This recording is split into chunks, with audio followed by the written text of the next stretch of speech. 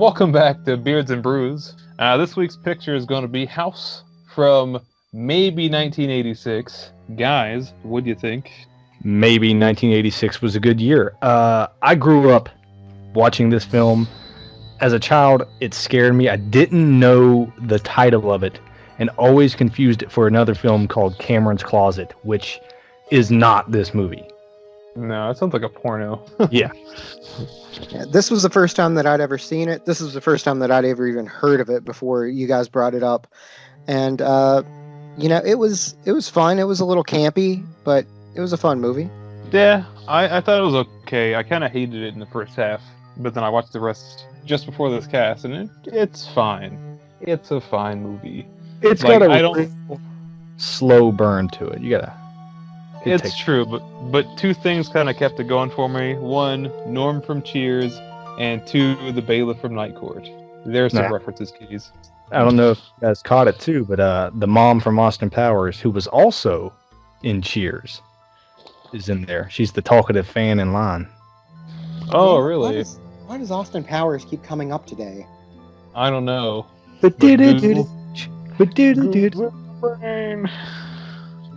But anyways, long story short, it's about a gentleman who's a Vietnam veteran. He turns out to be a very famous writer. He's going around the country touring his new book. Blood Dance. Oh, man, I would read that. That sounds stupid.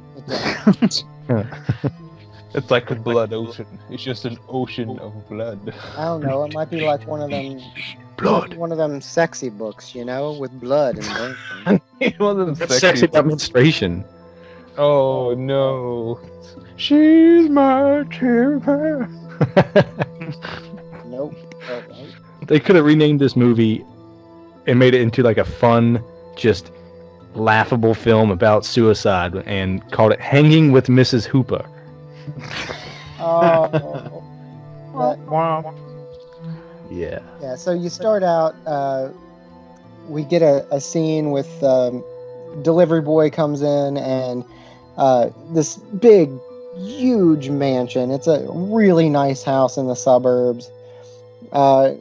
Looking for Mrs. Hooper. Oh, Mrs. Hooper's not home. Oh, he hears something upstairs. It must be Mrs. Hooper. Let me go find her. He's literally yelling, Mrs. Hooper, like fucking 20 times.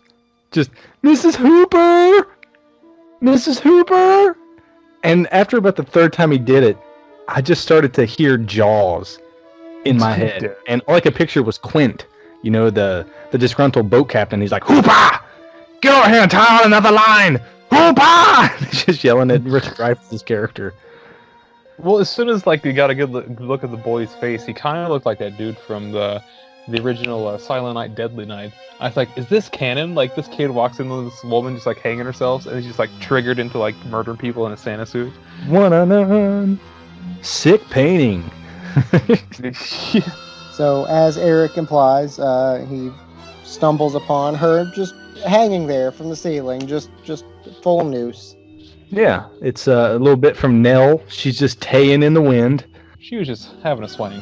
Then we get a little burial scene at the funeral. He's like, she was a great lady, blah, blah, blah, blah. The usual banter that no one gives a shit about to lead up to this guy. And he quickly moves on. Yeah, I was going to bring that up because later on in the movie, he divulges that after his mother died, that's where he went and that's who raised him. So a good portion of this life was thanks to this lady. And he's just like, yep, all right. Back to my book. Typity, typity, type. Your aunt's dead. Yep. Yeah. So he's writing this book or what the fuck ever, and he's doing his book tour, and you get to see his line of fans. And these fans, as it's panning through the different ones, hey man, I really like your book. The first fan's face is fucking amazing. He's just this smushed face, overweight guy, just and then this fucking reject Les Claypool looking dude. And then you get the talkative fan that I said earlier, the Austin Powers mom's character from Cheers. I can't remember her real name. Frau Farbissina. I don't know her real name. That's her name. Fraulein. But that whole time he's just yep, gotta write that book. This whole thing totally reminded me of, or the whole setup of this movie reminded me of a Stephen King movie. This whole thing, you got the rider, he's up to something, he's got to go somewhere secluded. It turns out it's his aunt's old house that she fucking died in, or whatever. Then spooky things happen. It's totally a Stephen King trope. Yeah, this definitely sounds very Stephen King. Even, I mean, he's a writer. He's supposed to be. I feel like that's a nod to Stephen King. Come on. Yeah. I mean, you got a writer dad going to a secluded area. He's got a kid, question mark there. He's like one olive oil wife away from being The Shining. Yeah. Yep. This was definitely, in the beginning, straight up reminded me of The Shining. I even wrote down, like, oh, so this is basically The Shining. It's the glistening. It doesn't quite turn into The Shining, but we'll get to that. You say that, but did you ever see Jack Torrance action roll down a flight of stairs? Oh, I don't think so. Well, there was that. Did anyone else notice how desperate they want to make this character seem? He's throwing the fake party when the wife calls. Oh, yeah. Legitimately, I have no fucking clue what this guy was about. He fluctuated so hard during the movie, the tone was wildly inconsistent. Like, one second, he's like hanging out with this kid who's not his and has a naked kid in his tub. Oh, Yep. he's a pedophile, guys. I'm sorry. I just realized that. We'll get there. Yeah. Super. But like, one second, he's having a blast with this kid. The next, he's having, like, understandably shocking Vietnam flashbacks. But there's no, like, in-between or anything. Nope. He's just flicking a switch. Yeah, so we get this Vietnam vet whose like whole big thing is, you know, he's struggling with his mental angst and whatnot, but now he's so concerned about his ex-wife that they don't really say why they broke up, but you can only assume it's because he has a flashback, which kind of explains this, by the way. His child goes missing. And personally, I think they explain it in a heartbeat. He's watching his kid. He's doing this really bad fake pruning scene with these hedge clippers, and it's clearly just him holding them in front of a camera, snipping. It looks terrible. And then he looks back and the kid's gone. And he's like, Belly? Jimmy? Whatever the fuck his name was. And he goes wandering around the front of the house. And there is a unfamiliar, shady-looking car burning rubber and leaving. I'll tell you, I never understood what that car was about. I'm about to get into it personally. Okay. I think I think it was a red herring, really. Yeah. So the idea is it's a red herring for the viewer, but I thought, boom, that's the truth. Due to negligence. That kid is in that car going God knows where to do God knows what. Into fucking Jimmy. Horrible. His dad copes with it by having these vivid hallucinations. So he goes back to this house after his aunt passes away. Fine, he stays there to just kind of like to finish his book or whatever. But we do realize that the kid went missing at that house. So he was living in that house again between then and now, even though he said he was there to do yard work for the aunt. His aunt that lives in this gigantic mansion. Fucking mansion. Yeah. But she apparently got her money from being a painter and artist and stuff like that. So she can afford all that nonsense. And a dart gun. Or a harpoon gun. The fucking harpoon scene is legit. We get which time, where he almost gets killed by the realtor, or when Norm just basically says, "It's got one shot, I can't do anything." Yeah. Everything revolving around this harpoon is money. The harpoon is the star of the film.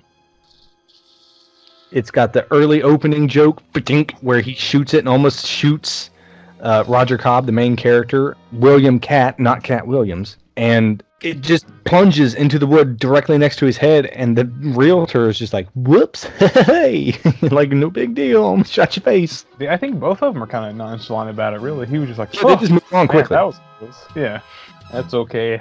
I was in Vietnam. Whoa, you almost killed me. Tell me about this painting. Yeah. Also, that painting is like a huge fucking part of the movie. Huge part of the movie. It's got like every single clue you would ever need just right there in the painting. And he never once bothers to glance at it.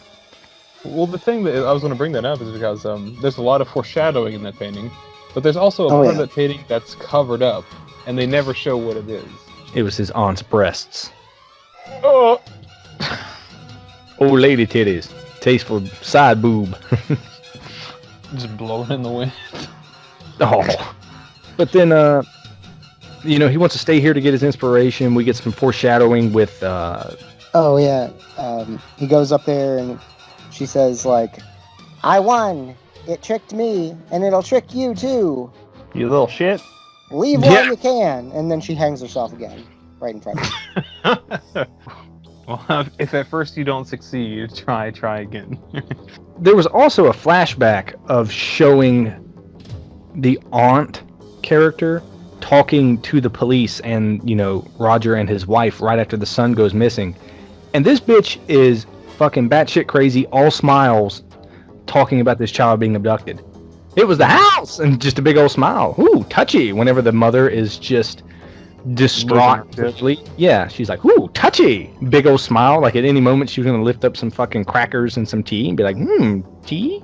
I like how the cops, they probably used to her just bullshit or whatever. It's like, there she goes again, being wacky. She's so wacky she might pronounce the P in raspberry. Seductively. So, after this, he ends up just going to sleep in what is evidently his old childhood bedroom, I guess. Oh, it's all about the race car, man. Vroom, vroom. This thing is so oddly decorated. There's like baseballs and the Frankenstein monsters and the swordfish, and you get like these weird fucking horse paintings all over the place. I don't know what these people are into. It's just so all over the place. Oh, I think some of that stuff is just like references to other movies maybe inspired or like the director was into.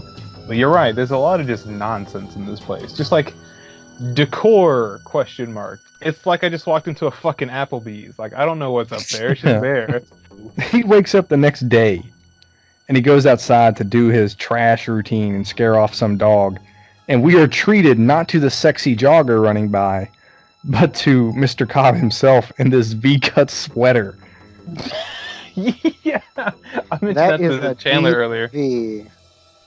It's like, that thing does not belong on any human body whatsoever. Not only is it a deep V, but it is a fucking reinforced V. It has got some thick stitching. You ain't fucking like, somebody could just grab that V and try to Hogan that shit and it ain't budging. The 80s were a hell of a time, baby. I feel like it's like a sweater that needs to be worn like a vaguely Eastern European model or something like that. Oh, yeah, like some girl who's extremely tall, extremely skinny, and this thing is just draping off of her on one side. One arm's not even fucking sleeve. Just walks around the corner. Ow, ow. You're like, wow, look at her. And she's like, it's art. And she goes and eats a cigarette. I like it. So yeah, he meets the neighbor, meets Norm, and Norm's evidently a big fan of his. He has random pages of his book just in his pocket for whatever reason. Yeah, and apparently he's had it in his pocket so long that it's completely torn apart. There's no binding or whatever. He's just been shoved in his fucking crotch for who knows how long. Yeah, the fucking sweat from his body has bound this thing together in some strange amalgamation of human waste and paper. Is that what it is? He pulls it out and it's just like shredding and falling apart. Like, I've been attached to things, but who the fuck needs a book that literally falls apart when you try to read it? Which is the first of many just weird things about good old Norm from Cheers being in this movie. Yeah, like the fact that he talks mad shit about his aunt. Into the guy's face, like 4 inches away. Yeah, she was all kinds of wacky, all kinds of whatever. And he's like, she was my aunt. A real workout. She had a heart of gold, but she was one of the nicest people I ever met. And a damn good-looking woman for her age. Saw that titty painting. Yeah, exactly. So Adam's in the Notebook. So our protagonist pretty much tells him, he's just up there looking for some solitude, and he repeats, solitude. Get it? Solitude. Stay the fuck away from me. Solitude. Yeah, just, I don't want you here. Go away. Yeah, you and your fucking crotch book can fuck off, please. Can you sign this? Oh, it smells like Grundle. 10 points for Grundle. I haven't heard that in a good while. So he goes inside to type up some more of his new book. And every time he does one of these Vietnam flashbacks, all I can see is Tropic Thunder. That's it. He can't cry. Hands Yeah. blowed off and everything. Just the characters are so fucking hammy. I get a little bit of Tropic Thunder. I also get a little bit of Platoon. Oh Lord. I hope not. That's an insult to Platoon. Oh, it definitely is, no doubt. Like, where do you get Platoon? Have you seen Platoon? It's Yeah, just Vietnam. Yeah. Oh, a Platoon, right? It looked like it was shot in like somebody's backyard. It was total just like a TV set of some just, like fake ass trees. So And fucking just, like, bad. whatever. Like the dude Big Ben, he was trying to look so badass. He had like a couple like turkey bones and necks on his fucking helmet, like a cool guy. He's sitting there with his fucking M60 and his 2 bandoliers of rounds. And this has got to be the fucking worst depiction I've ever seen of someone trying to be tough. Like, Hey, here's an Altoid. Lol, it's a snake. Gotcha. Haha. I'm a funny dude. And it's just like, what the fuck are you doing? Thanks, guy from Night Course. You made my Yeah. night. And then the lieutenant yells at him. I was like, is that Eric Bana? And it's not Eric Bana. I was kind of let down. But No. Cobb and Big Ben, kill some BC bad guys, like fucking shoot from the hip and nobody's business.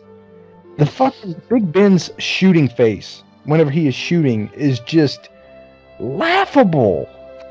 That's just like his Vietnam O face. It looks like Zoolander trying to do the Blue Steel or Magnum. He's just That's good. "Doot, doot, doot, doot, doot, doot." I can only come if I'm shooting Charlie's. Oh, Oh no. that's I another gotta bleep fucking that out fetish. too. Just nut. BC. Oh man, that's stupid. That's good though. Like, I still like this movie, but reviewing it, I never want to watch a movie that I think I've fallen in love with to the point to where I'd be afraid to tear it down. Because I can't Oh, help but yeah. be honest. That was a little worry earlier because I knew this was like a childhood movie of yours, and the more I watched this thing, it did get better. But Oh no, man, it's terrible. it's terrible, it's a but it's slow like burn. campy A good. slow burn. Oh my god, it was so hammy the whole time. And the main character, Mr. Cobb, he's a horrible actor. Holy shit. He does not know what to do. He's just trying to do stuff with his face. He's trying to just be extremes here, but like sweet here, but then extreme again for no reason. I couldn't stop laughing at the dude. And then Norm kicks down the door every 4 seconds, like, "Hey, pal, I got some beer. Want to watch the game?" I'm Norm from Cheers. He's not a horrible actor. Dr. Mr. Cobb, the author guy, he's not a horrible actor. He's just in the wrong genre. He needs to be on like late night Cinemax porn, like some softcore porn. He will do a solid job there. God damn, Chandler. I mean, that deep cut V must have got you going. That's what I was thinking. It's all about that V. I just mean he's got the tone right, He doesn't have the tone for this. He's got the tone for like, something that you don't see really anymore. Yeah, Roger cinema. Cobb. You're not going to get to see it. Let it go. Next thing you see, he's got like that V cut that goes all the way down to his pant zipper.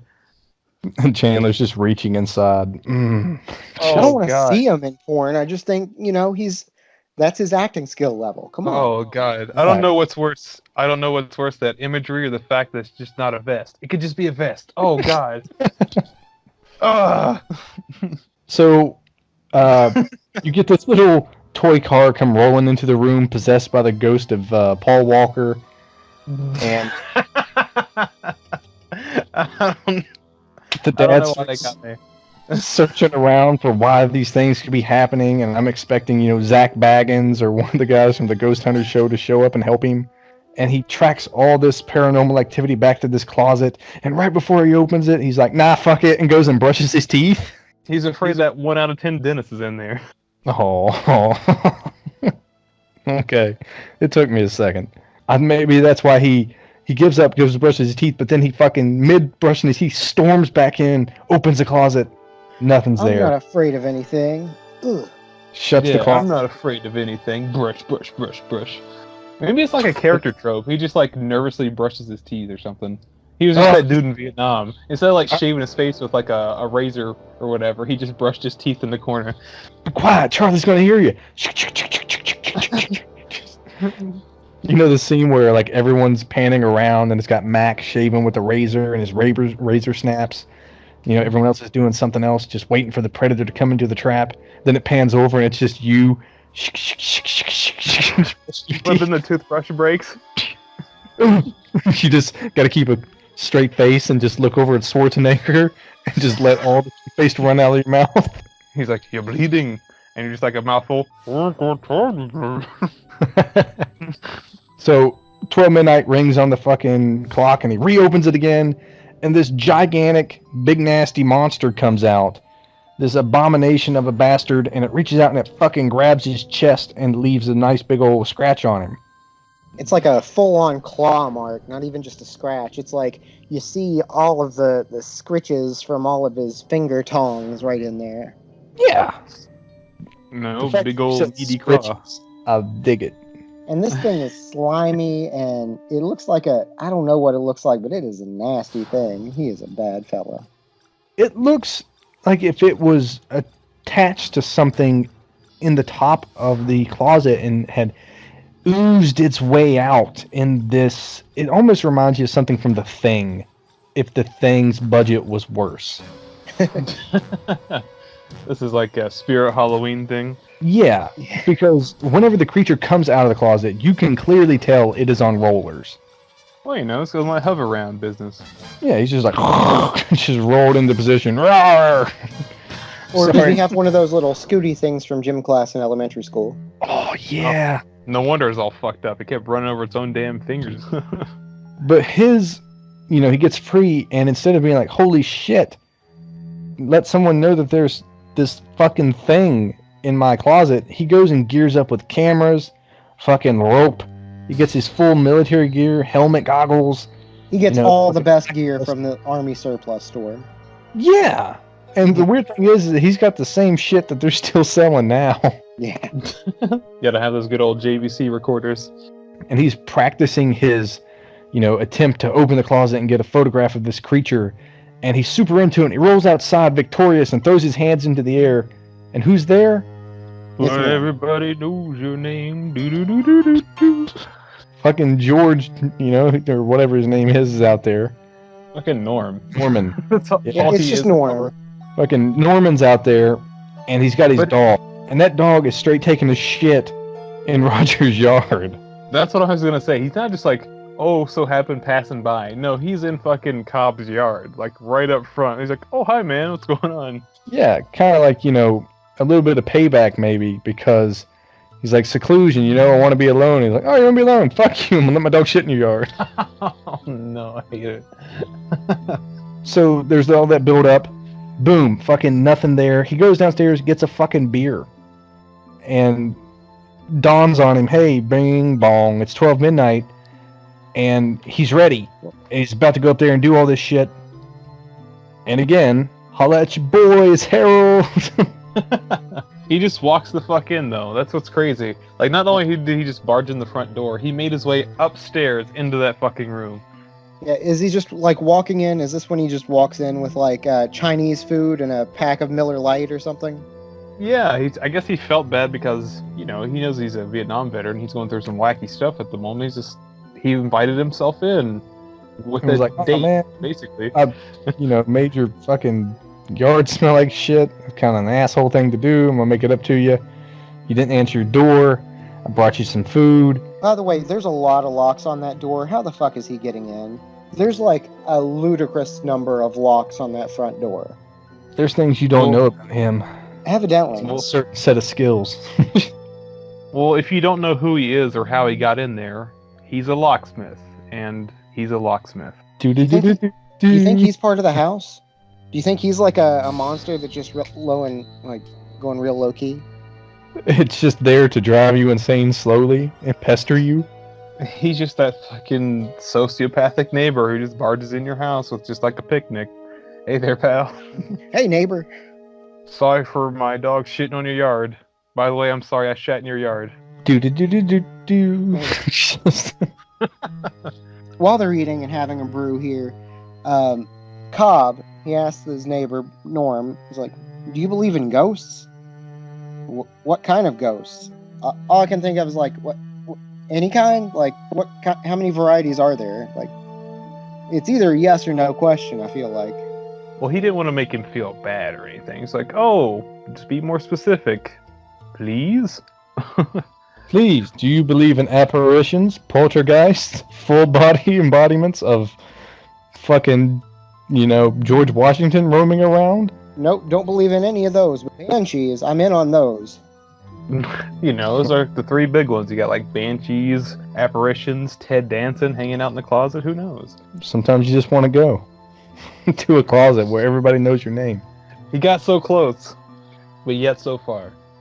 But Harold's character psychoanalyzes Roger Cobb, and he ain't fucking wrong. Like, he basically nails it right on the fucking head. Hey, you're just a stressed out Vietnam vet who's going through some shit because you lost your wife and you lost your kid. This is how you're trying to cope with things. Let me exposition some more of this movie and really explain your character more in depth, because people won't get you because your acting is so fluctuating. Yeah. I feel like he delivered it so matter of fact that Cobb almost didn't deserve it. He's like, "Yeah, I knew about your wife and your kids and your whole Vietnam thing. I figured you had a couple screws loose." I was like, "Jeez." God, dude. So on his way out of the house, he sneakily grabs his telephone book, because back in the 80s, people had telephone books. That'd be like stealing someone's cell phone nowadays. Yeah, I guess so.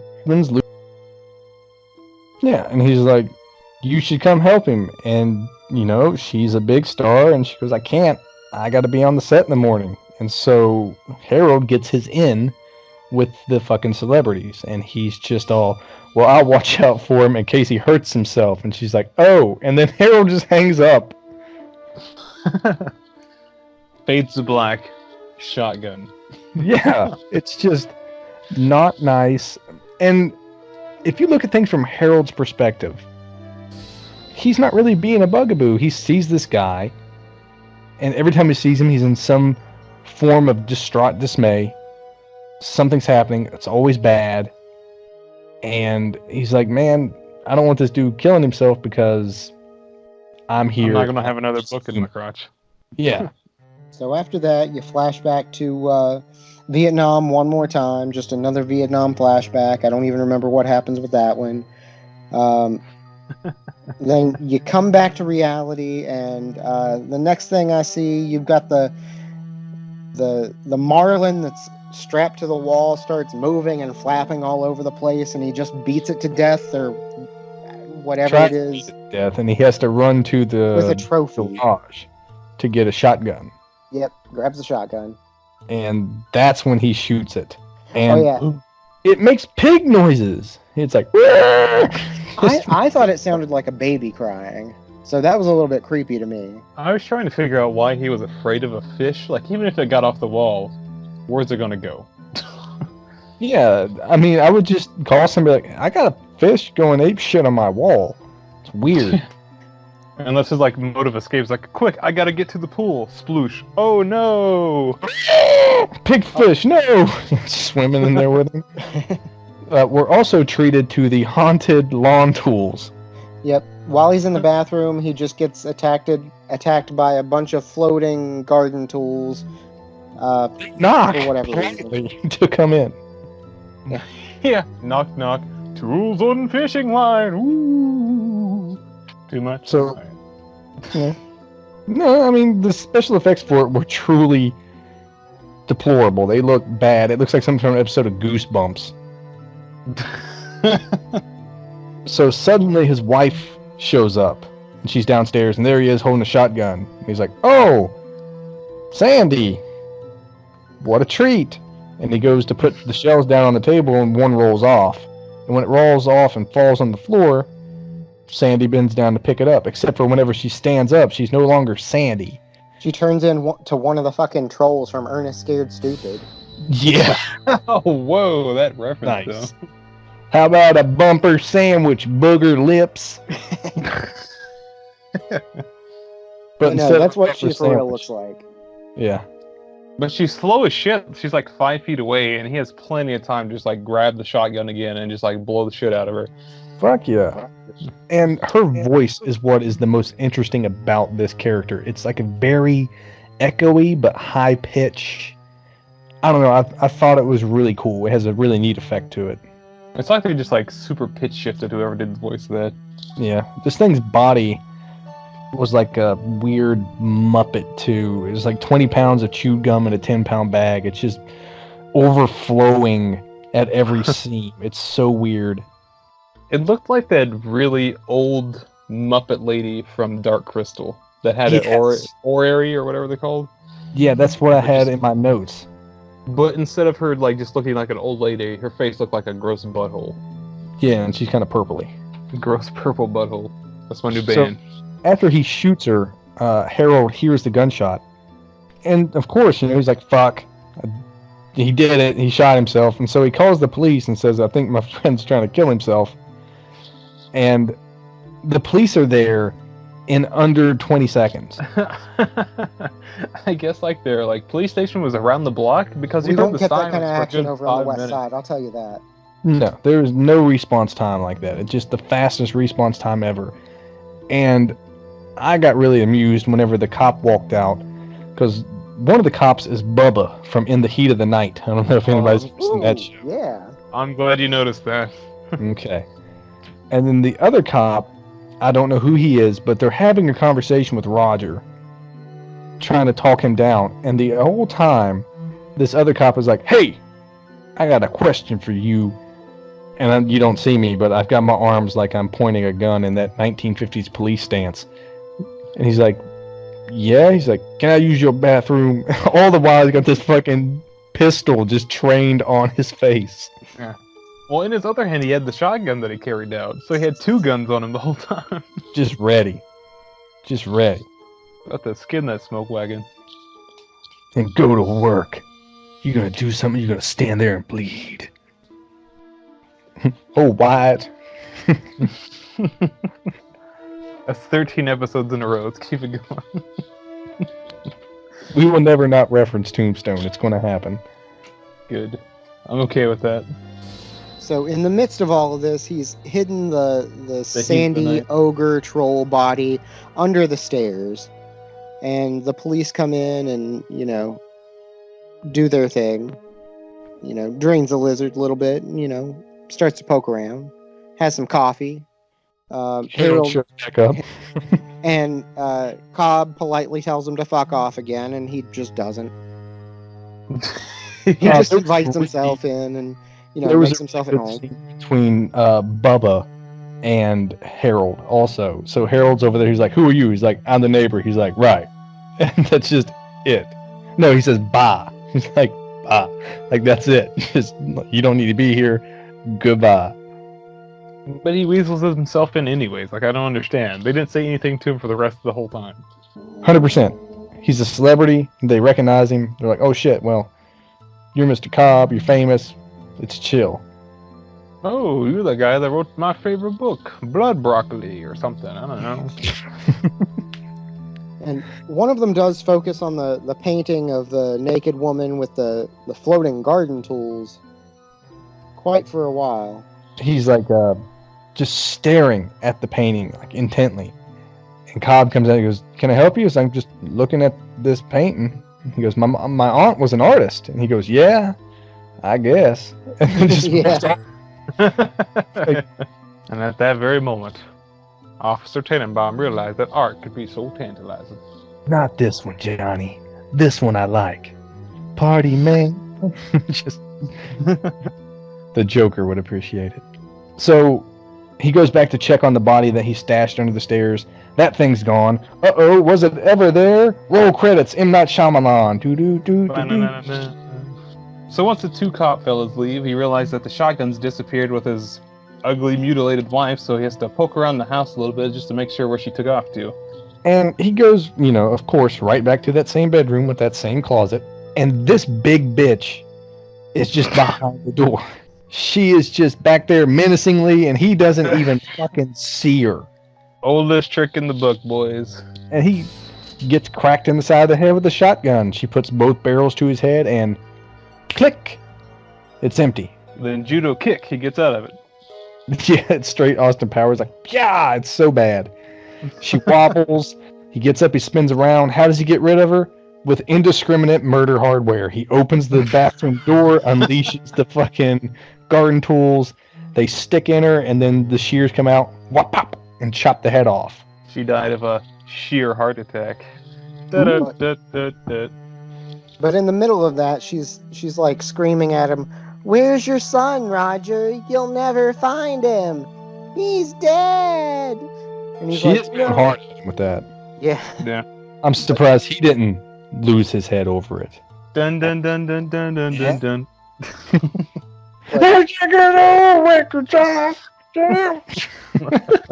they kind of do that with this movie. They like throw in some music, even though somebody just got decapitated.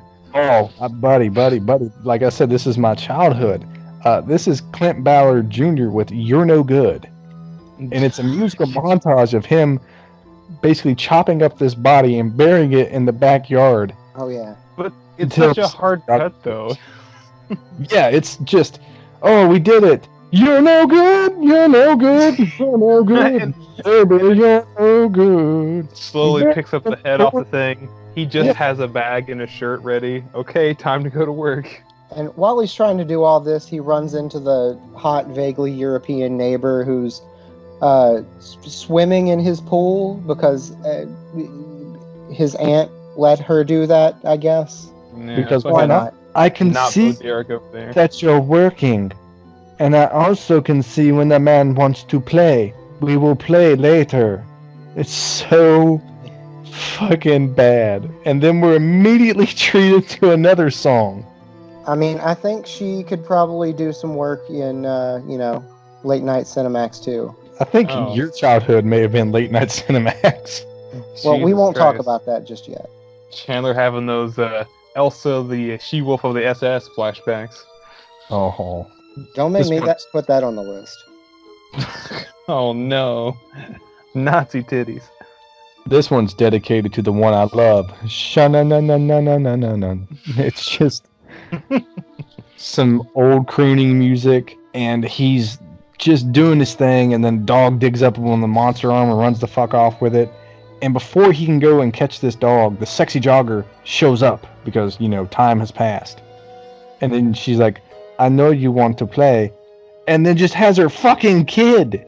How about you play with my child? Because her innuendo is clearly got sexual connotation to it. And she's like, here's my fucking kid. And he's like, bitch, no, I got shit to do. And she's like, oh, okay, yeah, here you go, have fun. Here's all of his toys. Make sure he's in bed by 8. That kind of thing. Mommy's got to go, and rushes the fuck off. All the while, this child has a monster hand clinging to its back. I mean, he remedies the situation, but it doesn't make him look good at all because he stuffs No. the kid in the bathroom, Oh. wrestles him around for a good while. He comes out of the bathroom crying, Mom couldn't find the two of them. and she's just like, "Oh, Jimmy," or whatever the kid's name was. Just aside from that, there is no way that a hand should ever be able to flush down a toilet, especially not in the 80s. Especially not in the 80s. No. So the kid's like throwing a fit while Roger's trying to do his thing, and he picks up a He-Man toy. He's like, "You want to play with your He-Man toy? You want Buzz off?" And the kid's like, "No." And he's like, "You want another toy?" And he's like, "Yeah." And Roger goes, "Well, how about a plastic bag?" And I fucking lost my shit. He just cuts the kid just like wrapped around his head. What's purple in my backyard? Your fucking kid. The kid I'm babysitting. But then we get like a hard cut back to Tropic Thunder with Big Ben getting fucking shot to shit for being an idiot. He just had to keep pushing. Got those Charlies out there. We snap back from him, he's like, oh, rubbing his head or whatever, and fucking the little kid's gone. And we get another treat of these two monsters. And they're like little kid monsters, and they look fucking weird. But yeah, you've got these ogres that look like killer clowns from outer space, just stealing the kid, pulling him up the fireplace, and this kid is just stoic as all hell. He's not crying. He's not screaming or anything. He's just getting pulled by these ogres.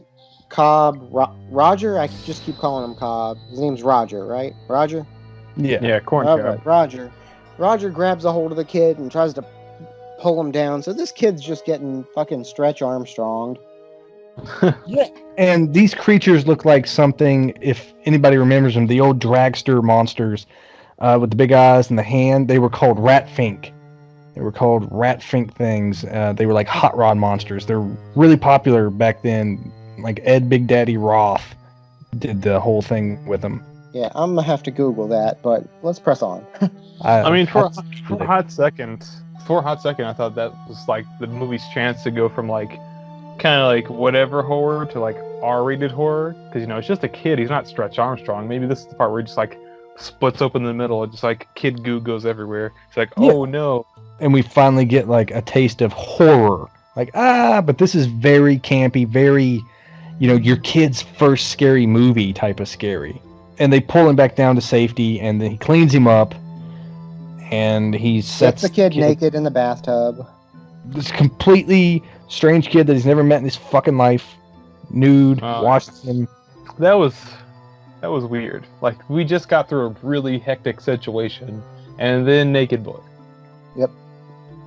Yeah, and then, Roger's like, I need help with this. He invites over Harold, hands him that harpoon gun, and tells him to help him out because there's a big old raccoon in the closet. He brings Harold over with the lure that he's, we're just going to chill out and watch a movie, bring some beer. So Harold brings over some more Miller Lite and, hands him a harpoon. It was the first time Norm was actually invited onto the property. Right. And to celebrate that, I'm going to have a Miller Lite. You did Miller Lite for the review? I've got Miller Lite, baby.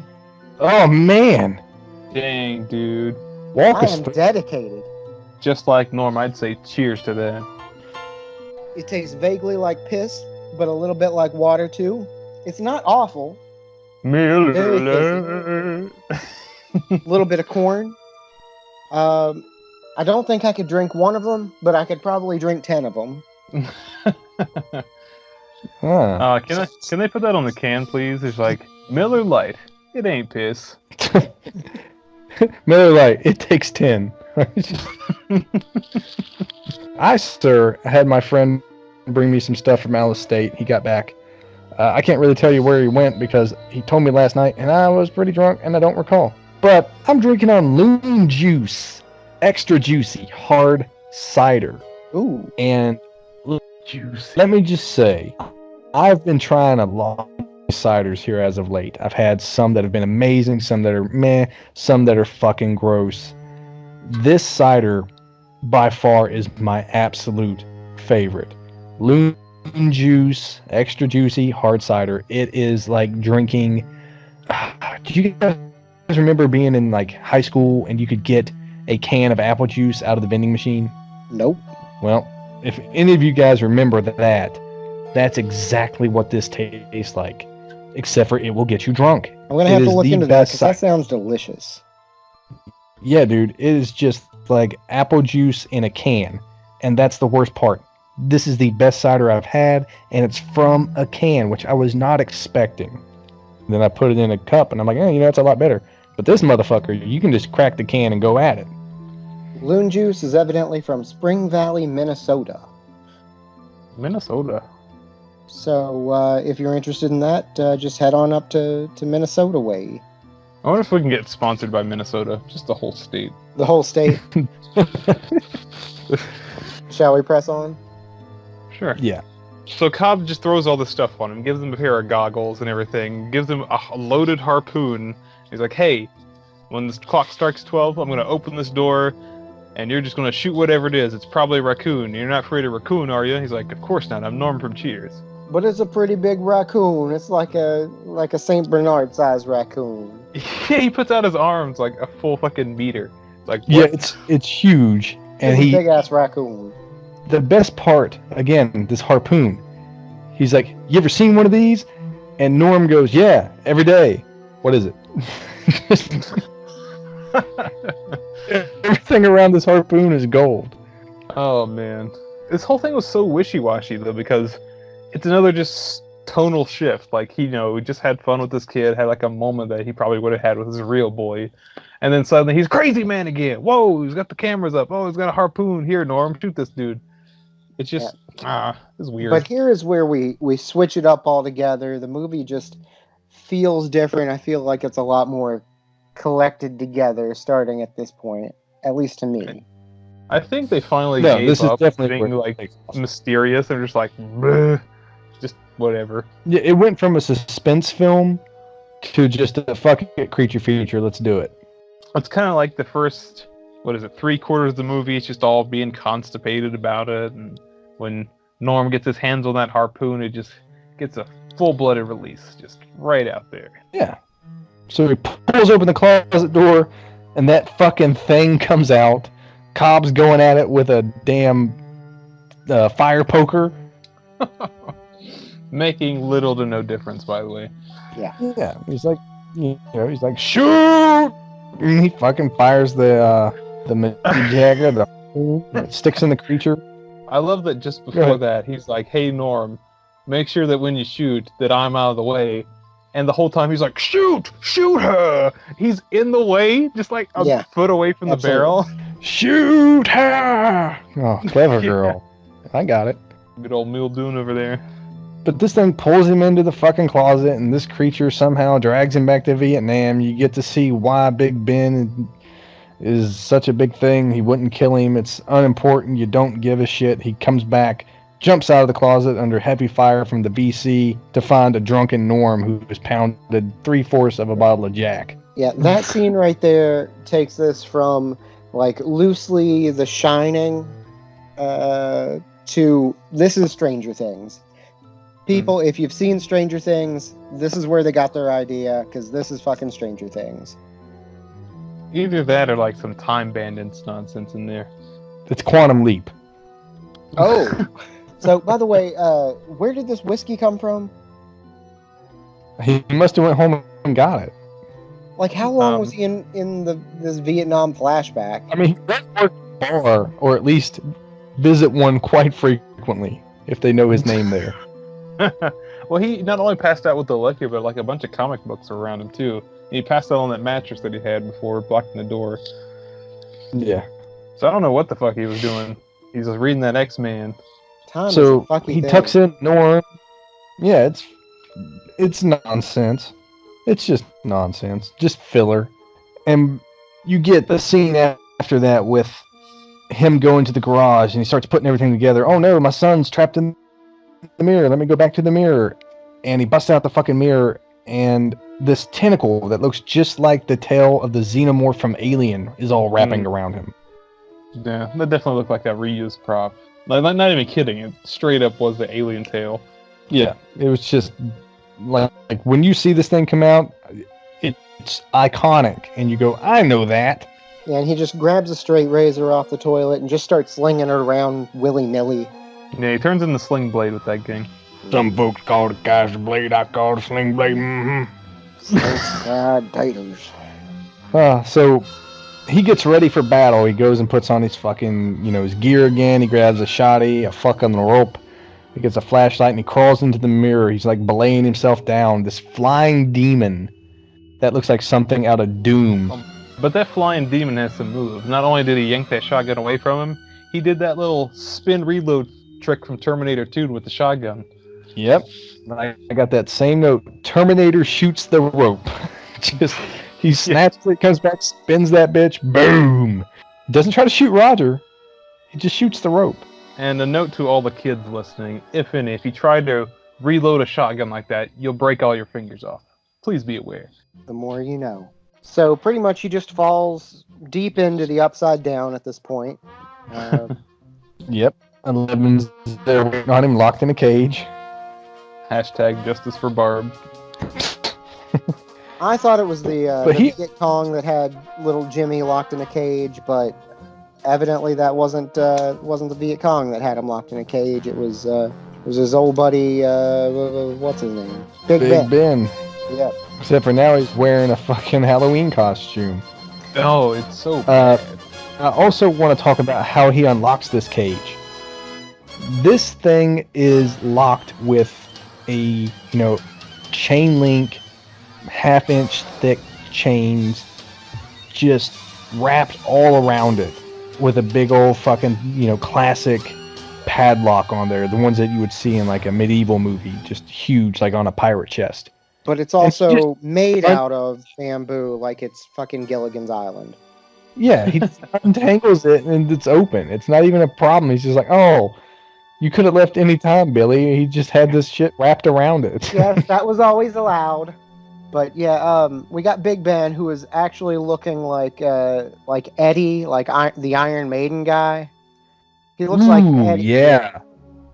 Like Army Man Eddie. Yeah, he was a real trooper. Looking at now. Yeah, oh. He swims in down and comes up. After he frees him, you hear all these gunshots and, Army Man, fucking Big Ben, is after him. He swims down into the water with the sun and reappears in the pool where he originally disappeared. Yep. And Ben and Roger have a big showdown. Yep, there's a big chase and fight scene between him and his zombie buddy. If I had one word to describe this entire chase/fight scene, it would have to be lame. Like I said, this is like one of those movies that is your first scary movie for a kid. It's got creepy elements, but nothing that, is going to scar the kid for life. And for me, it's definitely a movie that got me interested in watching horror films. I totally get that. Like, I could see this as a super duper introduction to the horror genre. It's a gateway genre movie. Like, here, watch this. Oh, I like those monsters and stuff. But being my 20-something-year-old self, I'm watching this dude trying to fight with the rubber mask on his mouth, trying to say the right thing. Yeah, and he's just, clearly struggling to figure out which way he needs to move his chin to make it look like he's saying that word. And it has one little extra bit of articulation on the lip to give a snarl like Elvis or something like that, but it just was not working. So when we get to sort of the final showdown here, you've got Roger sort of falling off the backside of the house and hanging off of some rocks hundreds of feet above the ocean or wherever that is. Cliffside. This was a very Beetlejuice-like scene. Yeah. Yeah. So he's just hanging there while his zombie buddy, Big Ben, just sort of mocks him and tries to finish him. And whoa. What? No. Come on. I mean, besides that, it was a very creative idea. He walks out of that little door or whatever, and they got the cliff there. It was really nice. It was really good keying. You could barely tell that it was like a composite shot. It was really cool.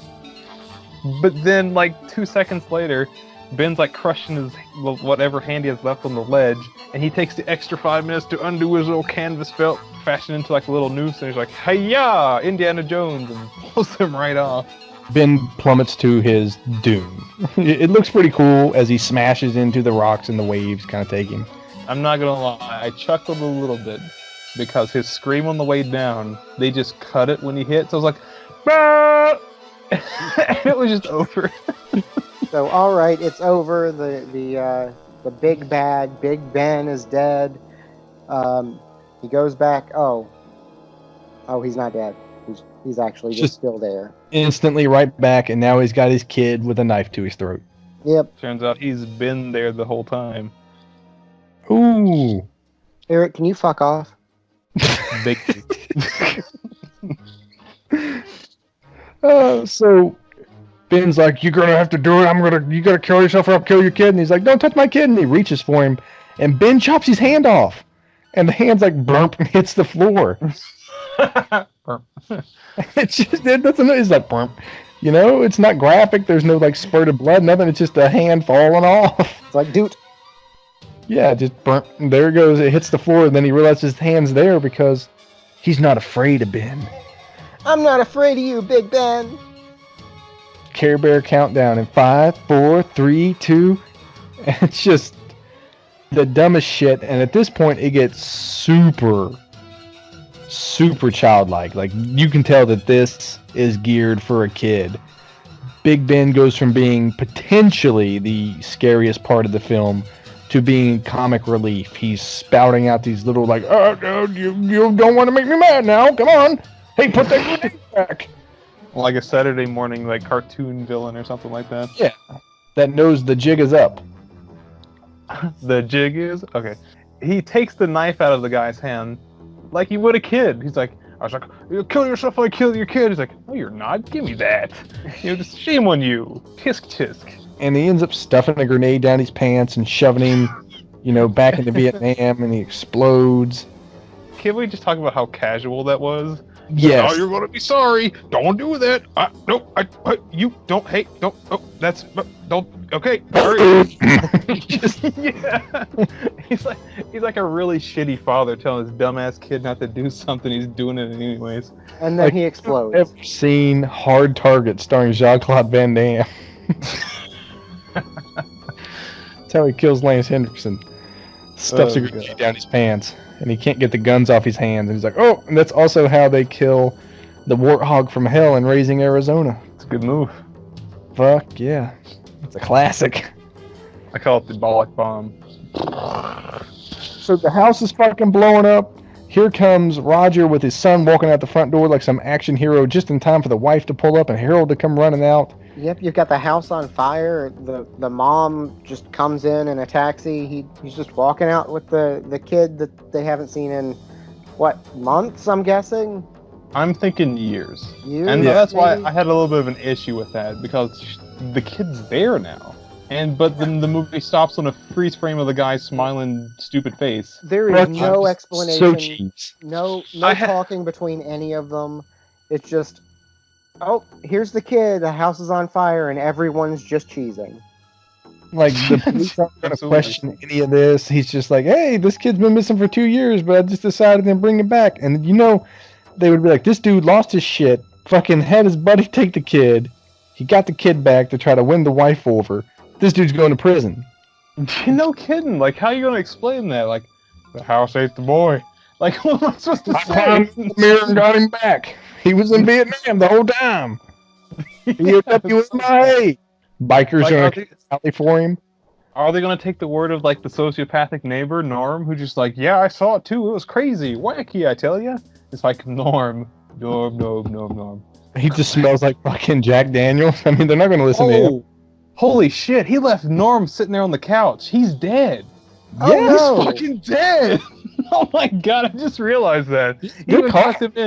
He tucked him in like a little baby with his little New Balance on and everything. And he just blew the whole fucking second story off his house. He's gone, guys. Never mind. He's fucked. He's going to jail.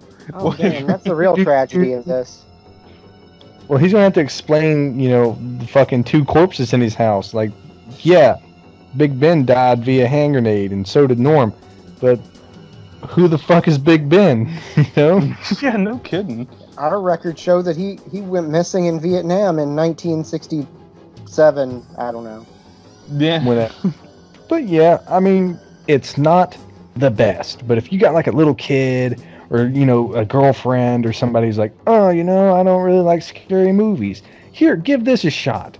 It's got some things that people will be like, but it's also got a few little things that's just going to make you laugh. It builds to ease every time. It's almost like elements of horror in there. It's not a horror movie, but there's some elements to see where maybe if you like those, we can ease you in a little bit more. It's like when you start giving that girlfriend that says that she doesn't like beer like a white ale. Here, try this. Maybe we'll get there. I thought it was okay. The first half of the movie's kind of whatever. Take it back, it's a huge whatever. But the last half of the movie's almost worth the price of admission. It's kind of corny. Yeah, I'll tell you, I actually liked it just because, like, now I see where Stranger Things straight up got its idea from. Like, the whole upside down idea, that straight up came from here. They just did it a lot better in 2018. Well, if you notice, like I said, it's got like that element of Beetlejuice. You can see a lot of different films have either contributed or taking a little something from this movie. So are you saying like this is less of like a cohesive movie and more of like a love letter? Yeah, like when you look at it, it's just an amalgamation of good ideas not seen through. So that was House, and those were our stories. If you have anything to say about this movie, or if you've seen it yourself, by all means, leave it in the comment section. Make sure to like and subscribe. Hit that bell for notifications so you know when we have a next one brewing. Make sure to follow us on that Facebook and Just the hit like on everything that we've got. Just do it all. Do everything. Yeah, see you next week. All right.